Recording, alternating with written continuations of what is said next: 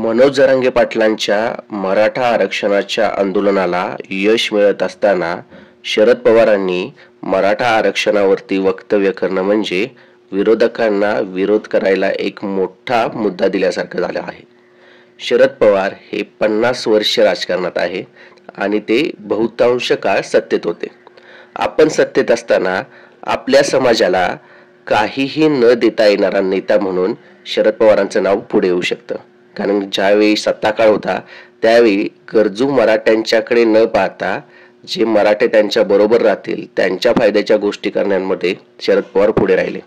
आणि आता ज्यावेळी आपण राजकारणातून बाजूला होतोय त्यावेळी यशस्वी होत असलेल्या किंवा समर्थन मिळत असलेल्या मनोज जरांगे पाटील यांच्या आंदोलनावरती काहीतरी वक्तव्य करणं आणि चर्चेत येणं यामुळे त्यांना काय साध्य करायचं आहे।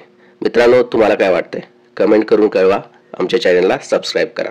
उत्तर भारतातील काही नेते असतील तसेच महाराष्ट्रातील बहुसंख्य असे नेते आहेत त्यांनी स्वजातीसाठी भरपूर प्रमाणात काम केलं। आपल्या जातीतील लोकांना फायदा कसा मिळेल यासाठी त्यांनी सरकार दरबारी आरक्षणाचा मुद्दा असेल किंवा वेगवेगळ्या स्कीम्स फायदा देणाऱ्या गोष्टी असतील त्याच्यासाठी काम केलं आणि त्या गोष्टी आपल्या जातींना मिळवून देईल। पण शरद पवार हे एकमेव नेते आहेत त्यांनी स्वजातीसाठी काही न करता किंवा आपल्या जातीतील गरजवंत लोकांना सरकारी योजनांचा फायदा कसा होईल याच्यासाठी काहीही काम न करता आपली राजकीय कारकीर्द घडवली।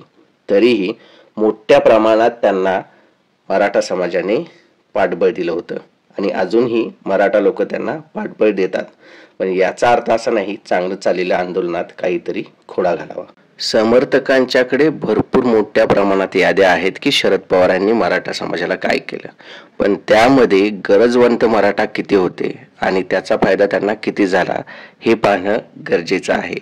त्याचबरोबर शरद पवारांनी दिलेला पर्याय हा बहुतांश लोकांना माहिती आहे। सत्तेत असणाऱ्या नेत्यांनाही हे पर्याय याआधीच माहिती आहेत। ते यावरती तोडगा काढू शकतात। आरक्षण कोणत्या संविधानाच्या चौकटीत बसवायचं त्याचं काम सरकारचं आहे। अशा परिस्थितीत शरद पवार एखादं वक्तव्य करत असतील तर अर्थातच बहुसंख्य लोक मग त्यात मराठा असतील तर त्यांना शरद पवारांनी हे वक्तव्य का केलं आणि स्वतः सत्तेमध्ये असताना मराठ्यांना आरक्षण का दिले नाही हा प्रश्न उद्भवतो। आणि याचबरोबर विरोधकांना हे शरद पवारांचं षडयंत्र आहे, शरद पवारांच्याच पाठिंब्याने हे आंदोलन चालू आहे असं बोलायला संधी मिळते।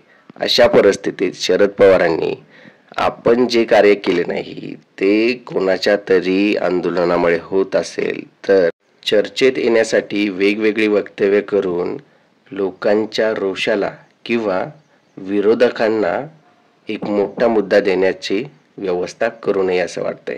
मित्रांनो, तुमचं मत याबद्दल काय आहे कमेंट करून कळवा। आमच्या चॅनलला सबस्क्राइब करा।